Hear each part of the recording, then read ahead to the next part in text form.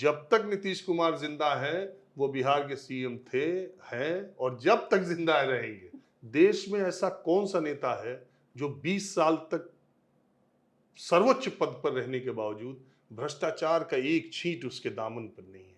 देश का ऐसा कौन सा नेता है जिसकी किसी भी उद्योगपति को बढ़ाने का उसके ऊपर कोई आरोप नहीं है? प्रशांत जी के कुछ उम्मीदवार तो बहुत अच्छे हैं और हो सकता है कि अप्रत्याशित सफलता कुछ सीटों पर उनको मिल जाए। और किस राज्य में अपराधी खत्म हो गए ये भी बताइए। अगर नीतीश कुमार ने अपराध पर अंकुश लगाया तो पिछले 30 वर्षों में कौन सा अपराधी ऐसा है बिहार का माफिया, आप नाम लीजिए, वो इस बार चुनाव नहीं लड़ रहा है। नीतीश कुमार पटना के गांधी मैदान का चक्कर लगाते रहे और जाऊं कि न जाऊं, और उनके अंदर एक बेचैनी थी कि लालू यादव के साथ अब रिश्ता चल नहीं पाएगा।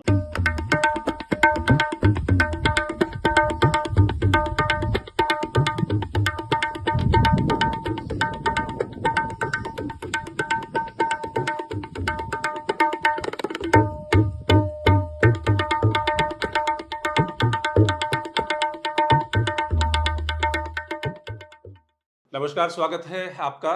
बिहार में जो सबसे बड़ा सवाल है कि क्या नीतीश कुमार को अगर बहुमत आ भी जाती है तो क्या नीतीश कुमार अगले मुख्यमंत्री होंगे?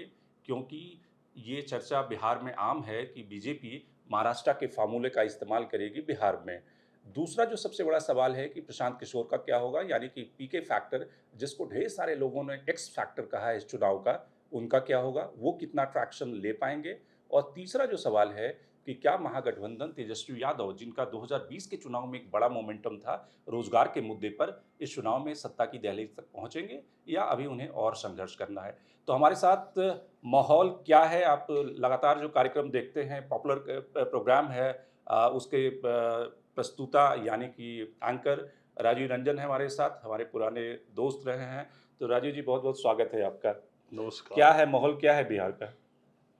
देखिए, अभी तो बिहार में छठ का प्रभाव ज़्यादा है, लेकिन टिकटों के बंटवारे के बाद चुनाव प्रचार और सब चीज़ चल ही रहा है, तो माहौल एंटी इनकम्बेंसी नीतीश कुमार के खिलाफ तो दिखाई अभी तक नहीं दे रही। लेकिन एक बड़ा फैक्टर जो दिखाई ये दे रहा है, जो आप प्रशांत किशोर जी का जिक्र किए, अगर तेजस्वी यादव, आरजेडी, कांग्रेस नीतीश कुमार के बारे में कोई बात कहती तो शायद बिहार के लोगों के दिमाग में उतना असर नहीं होता। लेकिन पिछले 2-3 महीनों से प्रशांत किशोर जो ने ये बातें कहते हुए कि नीतीश कुमार बेहद ईमानदार व्यक्ति हैं, उन्होंने जीवन में कभी भ्रष्टाचार नहीं किया, कोई पैसा नहीं लिया, और जो उनके अंदर राजनीतिक मॉरलिटी, नैतिकता है, वो देश के बिरले नेताओं में है। लेकिन नीतीश कुमार अब वो नीतीश कुमार नहीं रहे।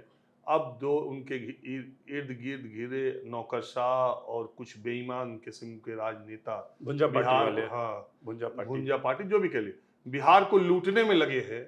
और बिहार का आम आदमी देखिए ये महसूस करता है कि पिछले तो 2-3 वर्षों में निश्चित तौर पर यहाँ भ्रष्टाचार बहुत बढ़ा है। तो प्रशांत किशोर के बोलने की वजह से, और आपको मालूम है वो कितना कन्विंसिंगली बोलते हैं, जब वो बोलते हैं तो सुनने वाले को उनकी बातें बहुत ग्राह्य, रिसेप्टिव एंड पे जो है वो पूरा ग्रहण करता है उनकी बात को। तो कहीं ना कहीं चट्टी चौराहो गांव में ये चर्चा तो है। नीतीश कुमार से किसी को गुस्सा नहीं, कोई चाहता नहीं कि अगली बार नीतीश कुमार मुख्यमंत्री न बने, लेकिन लोगों के दिमाग में एक संदेह प्रशांत किशोर जैसे लोगों ने भर दिया है कि नीतीश कुमार को सिर्फ अब सत्ता का मोहरा बनाया जा रहा है। नीतीश कुमार अब वो नीतीश कुमार नहीं है। इसीलिए मैं, आप मुझसे टीवी में सीनियर हैं, तो मैं बहुत पहले से ये बात कह रहा हूँ, आज भी आपसे कह रहा हूँ, इस चुनाव का सबसे बड़ा मुद्दा नीतीश कुमार है। अगर नीतीश कुमार के वोटरों को ये लग गया कि वो चीफ मिनिस्टर नहीं बनेंगे, तो फिर बिहार के चुनावी नतीजे क्या आएंगे, इसको समझना बड़ा मुश्किल हो जाएगा। जब आप गांव देहात शहरों में जा रहे हैं, क्योंकि ये लोगों को बिहार से जो बाहर के लोग हैं, जो जर्नलिस्ट हैं, एनालिस्ट हैं, उनको ये समझ में नहीं आता कि एक व्यक्ति जो 2-3% का नेता है, पिछले 20 साल से सत्ता में बना हुआ है और तब भी उसके खिलाफ एंटी इनकम्बेंसी नहीं है। दूसरे स्टेट में तो 5 साल के बाद ही जनता उखाड़ के फेंक देती है। तो ऐसा क्या फैक्टर है जो नीतीश कुमार एक बिहार में कांस्टेंट प्लेयर हैं, नीतीश कुमार को हटाना जैसे लगता है कि असंभव जैसा बिहार की पॉलिटिक्स में? बिल्कुल है। अगर वो पहले की तरह सेहतमंद रहते और बीच में कुछ वीडियोस नीतीश कुमार को हटाना नामुमकिन है। हम्म, उसकी वजह यह है कि नीतीश कुमार देश के अकेले ऐसे नेता हैं जो परस्पर विरोधी ध्रुवों की दोनों पार्टियों के साथ उनके वैसे ही रिश्ते हैं। वो जब चाहे बीजेपी के साथ की सरकार बनाए, वो जब चाहे लालू प्रसाद यादव के साथ सरकार बनाए। एक अड़े मार्ग आप हमसे ज्यादा जानते, एक अड़े मार्ग और सर्कुलर रोड आमने सामने के बंगले हैं। वो कदम उधर से बढ़ाएंगे इधर तो भी सीएम उधर। कल मैंने कोई कह रहा था तो मैंने उससे कहा कि जो ये नारा नीतीश की पार्टी वाले अभी दे रहे हैं कि नीतीश कुमार सीएम थे, नीतीश कुमार हैं और नीतीश कुमार रहेंगे, मैं ये कह रहा हूं कि अगर दिल दिमाग उनका उसी तरह काम करते रहा तो जब तक नीतीश कुमार जिंदा है वो बिहार के सीएम थे, हैं और जब तक जिंदा रहेंगे। तो ये तो कोई कह नहीं सकता। देखिए, हम लोग जनरली से आमतौर पर आदमी की कमियां पॉलिटिकल चुनाव के दौरान पॉलिटिकल पार्टीज जो सत्ता में है, और ये होना भी चाहिए कि आप सत्ता के की कमियों को ज्यादा बताएं, लेकिन इसका मतलब ये नहीं कि उसकी खूबियों को एकदम दरकिनार कर दिया जाए। देश में नीतीश कुमार के अलावा ऐसा कौन नेता है जिसने चुनावी हार मिलने के बाद पद छोड़ करके अपने किसी राजनीतिक कार्यकर्ता को 1 साल के लिए मुख्यमंत्री बना दिया हो? देश में ऐसा कौन सा नेता है जो 20 साल तक सर्वोच्च पद पर रहने के बावजूद भ्रष्टाचार का एक छींट उसके दामन पर नहीं है?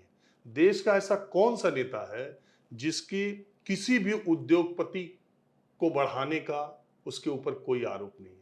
देश का ऐसा कौन सा नेता है जिसने अपने परिवार के किसी सदस्य को राजनीति में लाने का काम नहीं किया? देश का ऐसा कौन नेता है जिसने हिंदू मुस्लिम यानी कम्युनल पॉलिटिक्स के बारे में कभी आज तक चर्चा नहीं की? देश का ऐसा कौन सा मुख्यमंत्री है जो 20 साल तक शासन में रहने के बाद, होम मिनिस्टर रहने के बाद, एक बार भी उसके शासनकाल में कम्युनल टेंशन उस तरह से ना हुआ हो? जो सबसे ज्यादा कम्युनल टेंशन वाला स्टेट था बिहार। देश में दूसरा कौन सा नेता है जो 2% के जाति और सबसे बड़ी जाति वाले नेता में, देश का ऐसा दूसरा कौन सा नेता है जिसने जातिवाद की राजनीति को पटल पर लाए बगैर, फलक पर लाए बगैर राज किया हो? और देश का दूसरा कौन सा ऐसा नेता है जिसने डाउन ट्रोडन आदमियों को, एकदम निचली पायदान में लोगों के लिए इतना काम किया है? और देश का ऐसा कौन सा नेता है जो इतनी जाति के डाइवर्सिटी के नेताओं को नेता बनाने का काम किया? आप बताइए, नीतीश कुमार के अलावा कोई है? ये बात उनके फेवर में जाती है। और मैं अभी आपसे बात कर रहा था, मुझे ये बात बिल्कुल किसी ने कही है, सही लग रही है कि जब नीतीश कुमार इस दुनिया में नहीं होंगे तो शायद बिहार के और देश के लोगों को रियलाइज होगा कि उन्होंने बिहार के लिए और देश के लिए क्या किया। बिल्कुल। अब आप तेजस्वी यादव की जो संभावनाएं हैं इस चुनाव में, उसको कैसे रेट करते हैं और क्या दिखता है ग्राउंड पे? 2020 में तेजस्वी यादव का जलवा कुछ अलग था। लालू प्रसाद यादव जेल में थे, एक सिंपैथी भी थी लोगों की, और लालू प्रसाद यादव पोस्टर से, बैनर से गायब थे। पिछली बार के चुनाव में नीतीश कुमार चूंकि तुरंत अलट पलट करके गए थे, तो पलटू राम वाली उनकी छवि भी ज्यादा, हालांकि इस चुनाव में भी गए, लेकिन चूंकि उस चुनाव में पिछली बार बीजेपी की शह पर एलजेपी ने जो जेडीयू के खिलाफ अपने उम्मीदवार उतारे बीजेपी की शह पर, आप जानते ही, बिल्कुल। तो वो सब फैक्टर मिलकर आरजेडी को उसने बहुत फायदा पहुंचाया। और बेरोजगारों का मामला था ही, बेरोजगारों के लिए अभी भी बहुत बड़ा मुद्दा है। देखिए, नीतीश कुमार की, अब डिमेरिट्स की बात कर लेते हैं। भाई 20 साल तक शासन करने के बाद आप केवल यही नहीं कह सकते कि 10 बजे तक दुकानें खुलती हैं, आप यही नहीं कह सकते कि आपने अपराध कम। देश के किस राज्य में अपराध है बताइए? संगठित अपराध देश के किस राज्य में है? और किस राज्य में अपराधी खत्म हो गए ये भी बताइए। अगर नीतीश कुमार ने अपराध पर अंकुश लगाया तो पिछले 30 वर्षों में कौन सा अपराधी ऐसा है बिहार का माफिया, आप नाम लीजिए, वो इस बार चुनाव नहीं लड़ रहा है, या उसका बेटा चुनाव नहीं लड़ रहा है, या उसकी पत्नी चुनाव नहीं लड़ रही। ठीक है, आपने अपराध, लेकिन जब वही करता धरता हो गए, आपके ही राज में वो माननीय हो गए, अनंत सिंह के आप ही के शासनकाल में उनके घर AK-47 बरामद हुई। इस बार बिना उनके नाम का औपचारिक ऐलान होते हुए उन्होंने कहा 14 तारीख को जेडीयू से मैं पर्चा दाखिल कर रहा हूं, और उनके आदमी सिंबल लेने के लिए आए थे, वो खुद भी नहीं आए थे। हुलास पांडे के बारे में पूरी दुनिया जानती है। तो दोनों पार्टियों की तरफ से अब अगर आप सिलेक्टिव करना चाहते तो आप कहेंगे शहाबुद्दीन के बेटे को आरजेडी ने टिकट दे दिया, तो आनंद मोहन के बेटे को किसने दिया, तो आनंद सिंह को किसने दिया, ये भी सवाल उठना चाहिए। तो नीतीश कुमार के अगर शासन की 20 साल, अच्छा 20 साल में आपने युवाओं को रोजगार के लिए क्या किया, पलायन के लिए क्या किया, शिक्षा के लिए क्या किया, आपने नौकरियां कितनी दी, ये भी तो सवाल उठता है। तो उस मामले में मुझे लगता है 40, अगर 35 साल के नीचे के युवाओं का मन, जो कि जब से होश संभाले नीतीश कुमार को सीएम देख रहे हैं, मन उचट गया हो, तो नतीजे फिर तेजस्वी के समर्थन में आ सकते हैं। इसमें कोई चौंकाने वाली बात नहीं है, क्योंकि वो उनका करीब करीब 40% वोटर है जो 40 साल से कम के हैं, तो उन्होंने तो वो जंगल राज देखा नहीं। लेकिन 40 साल से ऊपर के जो लोग हैं, जिन्होंने लालू प्रसाद यादव का राज देखा है, वो हमेशा उस राज को आज के, भले वो ये नहीं जानते कि लालू यादव के समय में तार वाला टेलीफोन था, बटन हिला के, जो आज के हमारे आपके बच्चे मालूम ही नहीं कि वो क्या है। बिल्कुल। म्यूजियम में जाके देखेंगे तो कहेंगे कि आप इस फोन से बात करते थे, आज आप वीडियो कॉल से बात कर रहे हैं। अगर आप कहें कि लालू यादव के जमाने में कितने लोगों के पास टेलीफोन था, तो उसकी कोई तुलना बेमानी है। 90-95 की 2025 से तुलना करना बेमानी है। लेकिन फिर भी तेजस्वी यादव इस चुनाव में बने हुए हैं। उसका एक कारण और है, जेडीयू और बीजेपी में टिकटों का बंटवारा उतना अच्छा नहीं हुआ जितना महागठबंधन में हुआ। प्रशांत किशोर की संभावनाएं आप कैसे देखते हैं, क्योंकि इस चुनाव में ढेर सारे लोगों को ये उम्मीद थी कि प्रशांत किशोर ने जो नैरेटिव बनाया, जो मुद्दे थे माइग्रेशन का, एम्प्लॉयमेंट का, इन सारे मुद्दों को, एक्चुअल जो जनता के मुद्दे हैं उसको वो उठा रहे थे। और लोगों को लगता था कि एक नई ऊर्जा, नई एनर्जी लेकर आए हैं, लेकिन पिछले 10 दिनों में उनका मोमेंटम काफ़ी नीचे चला गया है। जब हम लोग इलाहाबाद में पढ़ते थे, तो अक्सर से जब दो लोगों के बीच में रिश्तों की बात होती थी, खास करके लड़के और लड़की में, तो लोग ये कहते थे कि एक आदमी है जो कॉफी फेंट के बनाता रहता है, और जब पूरी कॉफी बन जाती है तो दूसरा आके पी जाता है। प्रशांत किशोर ने उसी तरह से कॉफी बिहार में खूब तैयारी की, खूब फेंटी कॉफी उन्होंने। लेकिन अगर महागठबंधन को जीत मिली तो यही कहा जाएगा कि कॉफी तैयार की प्रशांत किशोर ने, फेटी प्रशांत किशोर ने, उसका फायदा मिला महागठबंधन को। कारण वही फिर पुरानी बातें आ जाती हैं कि प्रशांत किशोर ने निश्चित तौर पर एक वेलकम स्टेप है उनके जैसे लोग का राजनीति में आना। लेकिन आप देखे होंगे कि टिकटों के बंटवारे से पहले उनका जो मोमेंटम था, टिकटों के बंटवारे के बाद वो आपको कम दिखाई दे रहा है। और जैसे जैसे चुनाव और आगे बढ़ेगा, क्योंकि मैं ये मानता हूँ, हालांकि प्रशांत किशोर जी बहुत ही रणनीतिक रूप से हम लोगों से उनकी कोई तुलना ही नहीं, उनको जितनी जानकारी है और सारी चीजें हैं, और वो जानते होंगे हकीकत हमसे भी ज्यादा। लेकिन थर्ड पार्टी का एग्जिस्टेंस अब हिंदुस्तान की राजनीति में बताइए है का।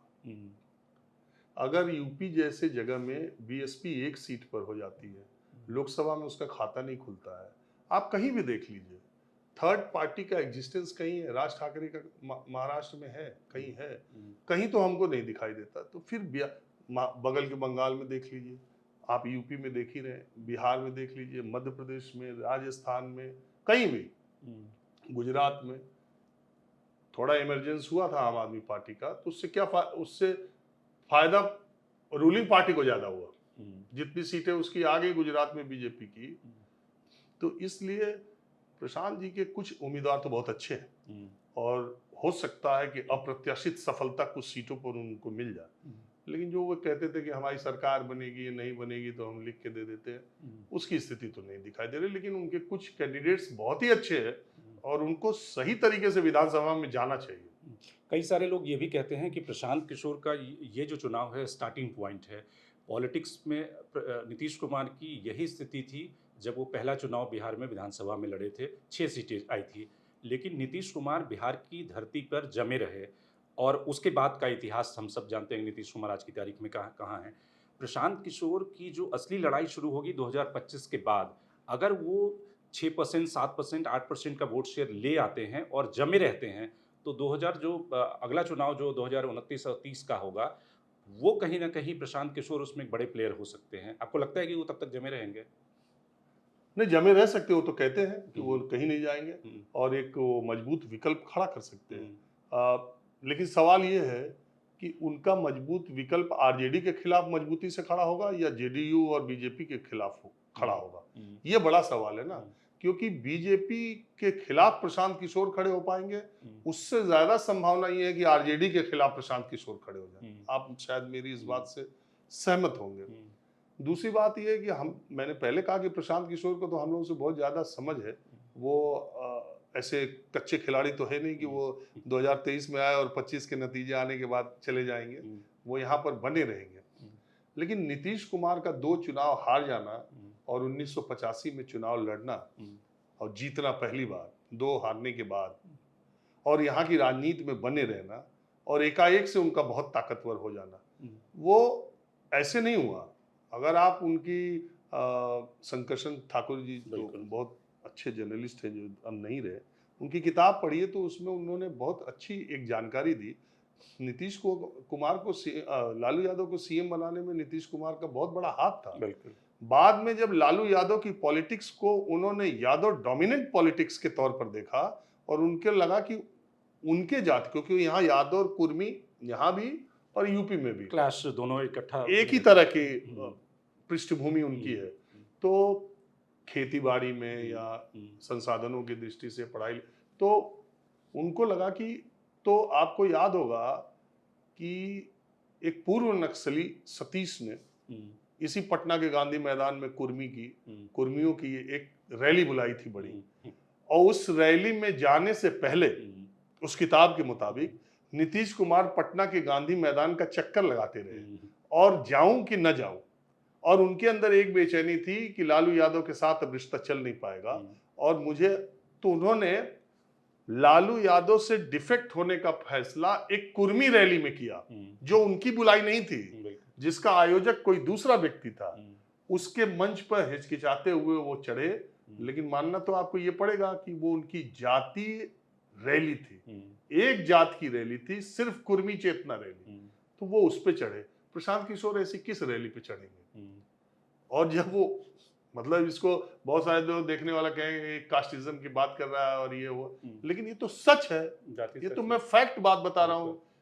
तो आप समझिए। और एक ये बेसिक डिफरेंस उनके और प्रशांत के, मुझे लगता है कि प्रशांत किशोर नीतीश कुमार से प्रभावित होकर बिहार की राजनीति में आए थे और उन्हें ये लगता था कि इस आदमी ने काम किया है, इसकी लेगेसी को आगे बढ़ाने के लिए अब बिहार में दूसरा कोई नेता नहीं है, और मैं अगर परिवारवाद, भ्रष्टाचार, और उनको कोई जरूरत भी नहीं है, जितना कोई नेता भ्रष्टाचार से कमाएगा उसका कई गुना तो उन्होंने अपने कौशल से कमाया। मुझे ऐसा लगता है कि नीतीश कुमार से वो इंस्पायर्ड होके आए थे और उनको लगा था कि बिहार में नीतीश कुमार की लेगेसी को आगे बढ़ा के 20 साल जो इन्होंने किया 15 साल, अब इसको और एक्सपेंड करके बिहार को एक उभरते हुए या इंडस्ट्रियलाइज या जो भी कह लीजिए विकसित राज्यों की श्रेणी में लाने में उनकी एक कारगर भूमिका हो सकती है। मुझे लगता है कि यही सोच के प्रशांत किशोर आए थे, नहीं बनी जब उनकी नीतीश जी के साथ, तो उन्होंने अपना रास्ता अलग करके, और वो एक बहुत बड़ी लकीर खींचने की कोशिश कर रहे हैं। हम लोग तो चाहते हैं कि वो सफल हो, क्योंकि जिस तरह की बात वो कर रहे हैं, देश का हर सच्चा नागरिक चाहेगा कि उन्हीं मूल्यों आदर्शों पर देश की राजनीति हो। आपने यूपी की पॉलिटिक्स काफ़ी कवर की है और खास करके समाजवादी पार्टी, समाजवादी आंदोलन के जो पुरोधा, जैसे जेपी आंदोलन से निकले हुए 3 बड़े प्रोटेगनिस्ट बिहार की पॉलिटिक्स में रहे, जिसमें कि सुशील मोदी, लालू प्रसाद यादव और नीतीश कुमार। अब मुलायम सिंह यादव से अगर तुलना की जाए नीतीश कुमार या लालू प्रसाद यादव की, तो क्या डिफरेंस आप पाते हैं?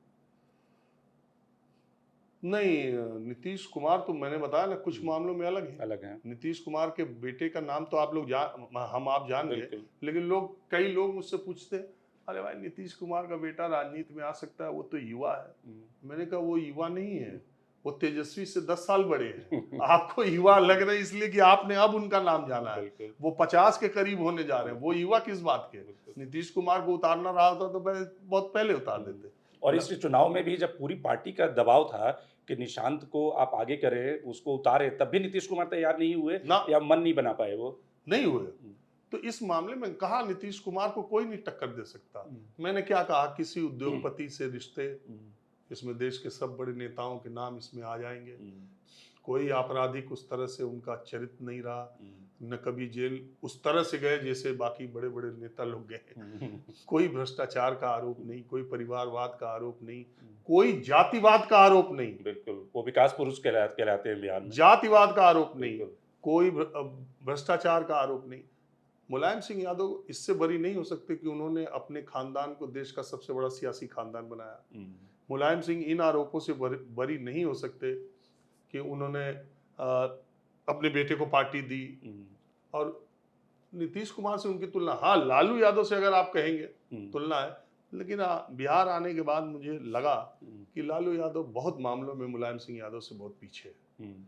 वो जन नेता हैं, उन्होंने गरीबों गुरबों की आवाज़ और सारी चीज़ की, लेकिन उनकी पार्टी के कार्यकर्ताओं से जब आप बात कीजिए तो मुलायम सिंह यादव का कद मुझे कहीं अलग दिखाई देता है। क्योंकि लालू में एक फ्यूडल माइंडसेट है जो कि मुलायम में उस तरह की फ्यूडलिटी नहीं थी, क्योंकि लालू के साथ आप बैठ के चाय नहीं पी सकते हो, अपने कार्यकर्ताओं को ज़मीन पे बिठाते थे, पैर उनसे मालिश कराते थे, तो वो जो फ्यूडल माइंडसेट है वो कहीं मुलायम को अलग करता है। बिल्कुल। मुलायम सिंह यादव के अंदर एक खासियत ये थी कि उनकी पार्टी का एक अदना सा कार्यकर्ता, मैं आपको एक मजेदार किस्सा बताता हूँ मुलायम सिंह का। बताइए। एक नेता है, बहुत ईमानदार हैं, एमएलए हैं, तो प्रधानी का चुनाव होना था और सहकारी, वो जो मंत्री होता है सहकारिता मंत्री होता है, एक ही जिले से वो दोनों थे। तो उनके विधानसभा में प्रधानों का जो सीटों का बंटवारा था और जो आरक्षण था उलट पुलट उन्होंने जानबूझ के कर दिया, करवा दिया या कर दिया या जो। तो उस गांव के लोग और प्रधान लोग आए विधायक जी के पास, वो विधायक जी बहुत ईमानदार, उनसे कहा कि यही सब तुम्हारी सरकार आई है, यही सब उल्टा पुल्टा आप करा रहे हैं, जहाँ रिजर्व नहीं होना चाहिए वहाँ रिजर्व है, ये वो कर। तो वो गए मंत्री जी के पास, सपा की सरकार थी, तो उन्होंने कहा कि भाई ये क्या कर रहे हो यार, एक ही जिले के दोनों थे, ये क्या कर रहे हो आप, ये वो कर, तो ये इसको सही दुरुस्त कराइए, जैसे होना चाहिए वैसे रोटेशन वाइज कराइए। उन्होंने कहा ठीक है ठीक ठीक ठीक, तो क्या क्या ठीक है। तो उन्होंने कहा कि मैं डीएम को बोलता हूँ, कमिश्नर को बोलता हूँ, हो जाएगा सही। तो उन्होंने कहा कि 2 दिन बाद वो गए, तो उन्होंने कहा क्या हुआ उसमें, तो उन्होंने कहा कि हमने बोल दिया है। क्या किसको बोला है, तो उन्होंने अरे भाई बोल दिया है ना विधायक जी, आप सही हो जाएगा। नहीं सही नहीं हो जाए, तुम झूठ बोल रहे हो, हम डीएम कमिश्नर से बात करके आ रहे हैं, तुमने आज तक फोन नहीं किया, यहाँ बैठ के मंत्री बन गए हो तो तुम्हारा दिमाग खराब हो गया। तो उन्होंने कहा भाई आप ठीक से बात कीजिए। कहा ठीक से अभी हम बात कर रहे हैं, रुक जाओ, अभी मैं ठीक से बात कर रहा हूँ। तो वो उठ के चले गए मुलायम सिंह के पास और उन्होंने मुलायम सिंह से कहा कि ये जो मंत्री कुर्सी करेंसी के लिए आप बनाते रहते हो और हमको कहते हो कि लाल बत्ती ले लो, ये क्या कर रहे हैं सब मंत्री, ये सब केवल कुर्सी करेंसी के खेल है और कुछ नहीं। मुलायम सिंह ने पूछा, उन्होंने कहा, तो उन्होंने बाद में आके मंत्री जी ने शिकायत की कि ये विधायक जी बहुत टेढ़ा आदमी है, किसी काम का नहीं, ये तो खाली जीत रहा है, इसकी जगह दूसरे को भी लड़ा देंगे, नेताजी जीत जाएगा। उन्होंने कहा देखो तुम्हारे जैसे 20 मंत्री आ सकते हैं, वो अकेला है, अगर वो नाराज हुआ तो मेरा बहुत नुकसान होगा, तुम्हारे जैसे आते जाते रहेंगे, अभी मंत्री तुम बने हो, जैसा वो कह रहा है अगर तुमने नहीं किया तो फिर समझ लेना।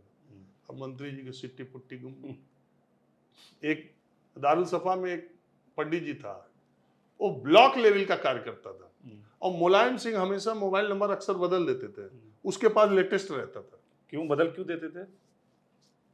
क्योंकि बहुत सारे लोगों के पास सर्कुलेट हो जाता है। और मुलायम सिंह अकेले एक ऐसे नेता मैंने देखा कि उनको अपना मोबाइल नंबर याद नहीं रहता था। अच्छा। वो कुर्ते में स्लिप रखते थे। अच्छा। जब कोई बोलता है लिखते थे नंबर लिखा हुआ। अच्छा। मोबाइल नंबर लिखा हुआ कुर्ते में 4-5 रखते थे। अच्छा। जब कोई कहता नेताजी किस नंबर पर बात होती है आजकल इसमें तो वो पर्ची देते। अच्छा। उसके पास हमेशा वो पर्ची रहती, हमेशा नंबर रहता था। आप दारू सफा में पता कर लीजिए, अक्सर से विधायक मंत्री उससे डरते रहते, किसी से वो बात करते तुरंत कहते कि मिलाए क्या नेताजी को कि बताओ अभी तुरंत लाइन पर लेते। तो ये लालू यादव के यहाँ ये नहीं, मैं देखा सर्कुलर रोड पर जा करके लालू यादव के यहाँ दूसरे तरह का माहौल है, लेकिन नेताजी के यहाँ इस तरह का माहौल नहीं था। मैं उनको इस तरह का बहुत लोकतांत्रिक आदमी, मैं हमेशा कहता हूँ, बहुत सारे लोग कहते हैं कि लग रहा है कि नेताजी या कुछ सपा से मिल मिला रहा है, है। तो इसलिए बोलते हैं। तो खैर किसी नेता पार्टी में तो एक मंत्री मुख्यमंत्री किसी की हैसियत नहीं है जो मुझको कुछ कह सके, लेकिन जो सच बात है वो देखिए आदमी को बोल रहा है। लालू यादव का जलवा है, उन्होंने गरीब गुरबों को आवाज दी, उन्होंने, आप खुद ही बिहार के आप जानते हैं कि कितना यहाँ सामंतवाद हावी था, कितनी इतना यूपी में डिस्पैरिटी नहीं है। मैं यहाँ जाता हूँ गांव में, एक एक गांव में लोग बताते हैं पूरी गांव की जमीन 10 परिवार में है और 100 परिवार के पास एक बिस्वा जमीन नहीं है। आपको यूपी में ऐसे गांव शायद ही मिले कि 10-5 ही फैमिली के पास पूरे गांव की जमीन और 100 फैमिली के पास एक बिस्वा जमीन नहीं, एक धूर नहीं। ये डिस्पैरिटी जो बिहार में वो यूपी में नहीं है। तो उस वर्ग को जो आवाज उन्होंने दी, जो चेतना विकसित की, उसके लिए लालू यादव को तो याद किया जाएगा, मगर मुलायम सिंह यादव की बात दूसरी है। अंतिम सवाल कि आपका सीट प्रोजेक्शन क्या है बिहार को लेके? कौन कौन कितनी सीटों के आसपास रहेगा बिहार के चुनाव के बाद? मैं और किसी का तो नहीं बता सकता हूँ, मैं इतना बता सकता हूँ कि जेडीयू की सीटों में बढ़ोतरी होगी। सरकार किसकी बनेगी अभी तो बहुत दिन चुनाव है, अभी बहुत मुद्दे आएंगे जाएंगे। मैंने आपको बताया कि नीतीश कुमार का सीएम बनने, अगर लोगों के दिमाग में आ गया कि नीतीश कुमार सीएम नहीं बनेंगे तो इसका फायदा जेडीयू को होगा, इस नहीं बनेंगे तो भी जेडीयू को होगा। अगर लोगों को ये लगा कि नीतीश कुमार सीएम बनेंगे तो भी जेडीयू को फायदा होगा। नुकसान बीजेपी एलाइज को हो सकता है, लेकिन जेडीयू को फायदा सीटों का इस चुनाव में होगा। ये तय बात है, चाहे 2 बढ़े, चाहे 10 बढ़े, चाहे 15 बढ़े। बहुत बहुत शुक्रिया राजीव जी का। नीतीश कुमार बिहार की राजनीति के ऐसे पिलर हैं जिनको जब राइट ऑफ किया जाता है, जर्नलिस्ट एनालिस्ट जब उन्हें राइट ऑफ कर देते हैं, वो बाउंस बैक करके फिर से मजबूत हो जाते हैं। लोकसभा चुनाव में ढेर सारे लोगों ने कहा था कि नीतीश कुमार के नंबर कमेंगे, नीतीश कुमार बाउंस बैक करके फिर से मौजूद हो गए। उसी तरह से इस चुनाव में भी जो जनता की नब्ज गांव देहात में आप घूमें तो नीतीश कुमार के प्रति कोई एंटी इनकम्बेंसी नहीं है। आज की तारीख में भी बाकायदा इसके कि नीतीश कुमार किसी का माला किसी और को पहना रहे हैं, लेकिन तब भी नीतीश कुमार के प्रति लोगों में एक आस्था है, विश्वास है। और जो चेंज चाहते हैं, बिहार की जनता जो चेंज चाहती है, जो परिवर्तन चाहती है, वो नीतीश कुमार से ही चाहती है, न कि किसी और पार्टी से। ये जो ट्रस्ट फैक्टर है कि जो व्यक्ति 20 साल से सत्ता में है, जनता उससे ही चेंज चाहती है, उससे ही रोजगार क्रिएशन चाहती है, रोजगार सृजन चाहती है और बाकी समस्याओं का समाधान चाहती है। बहुत बहुत धन्यवाद हमसे जुड़ने के लिए।